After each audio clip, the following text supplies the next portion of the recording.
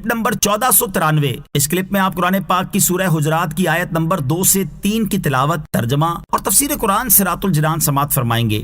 بسم اللہ الرحمن الرحیم۔ ترجمہ: اللہ کے نام سے شروع جو نہایت مہربان رحمت والا ہے۔ یا ایہا الذین آمنوا لا ترفعوا اصواتکم فوق صوت النبی ولا تجہروا له بالقول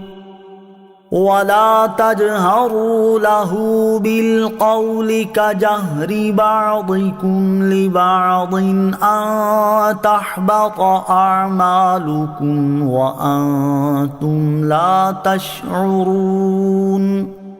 ترجمہ: اے ایمان والو، اپنی آوازیں نبی کی آواز پر اونچی نہ کرو اور ان کے حضور زیادہ بلند آواز سے کوئی بات نہ کہو، جیسے ایک دوسرے کے سامنے بلند آواز سے بات کرتے ہو کہ کہیں تمہارے اعمال برباد نہ ہو جائیں اور تمہیں خبر نہ ہو۔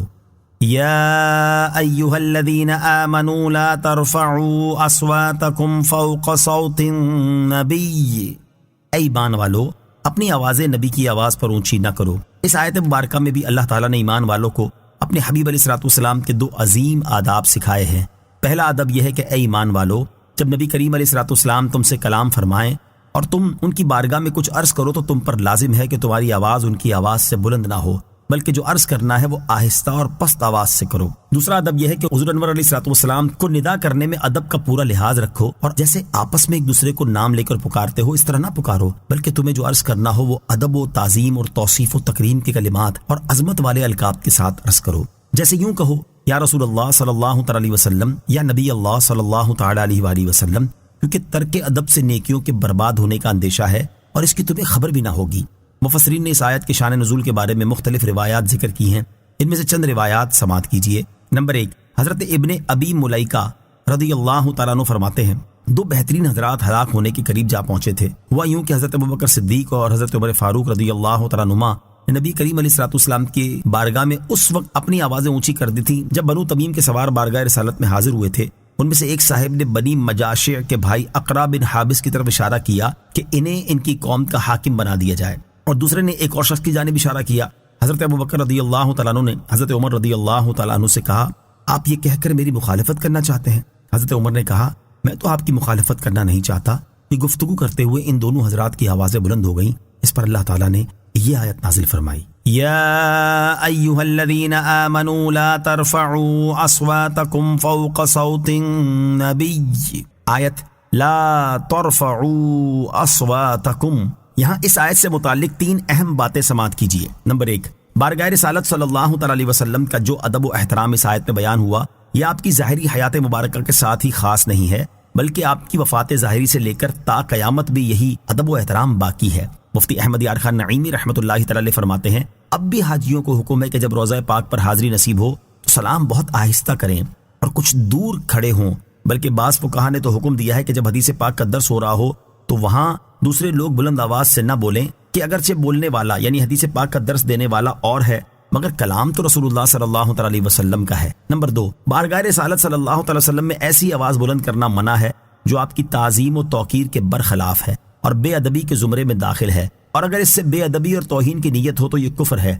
لہذا جنگ کے دوران یا اشعار کی صورت میں کفار کی مذمت بیان کرنے کے دوران صحابہ کرام رضی اللہ تعالیٰ عنہم کی جو آوازیں بلند ہوئیں وہ اس آیت میں داخل نہیں، کیونکہ یہ تعظیم و توقیر کے خلاف نہ تھیں بلکہ بعض مقامات پر نبی کریم علیہ الصلوۃ والسلام کی اجازت سے تھیں۔ اسی طرح اذان کے وقت جو آواز بلند ہوئی وہ بھی اس میں داخل نہیں، کیونکہ اذان ہوتی ہی بلند آواز سے ہے۔